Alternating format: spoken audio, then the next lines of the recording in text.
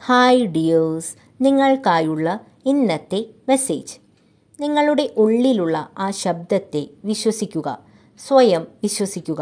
നിങ്ങളുടെ ഉള്ളിലുള്ള ശബ്ദമാണ് ഏറ്റവും വിശ്വസ്തമായ വഴികാട്ടി. പുറത്തു നിന്നുള്ള ശബ്ദങ്ങൾ വഴി തെറ്റിക്കുമ്പോഴും ആത്മാവിൻ്റെ ചുരുളുകൾ കേൾക്കാൻ പഠിക്കുക. അതുപോലെ ജീവിതത്തിലെ തെറ്റായ സ്വാധീനങ്ങളെ തിരിച്ചറിയാൻ ശ്രമിക്കുക.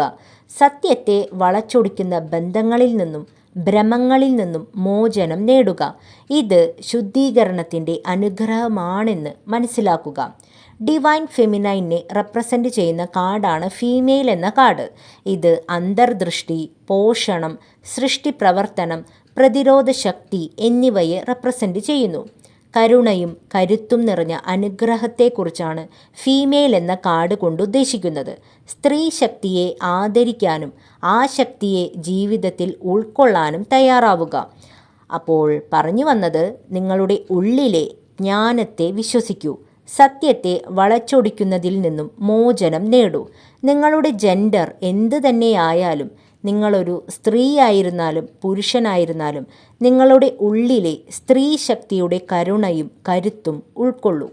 Thank you dears.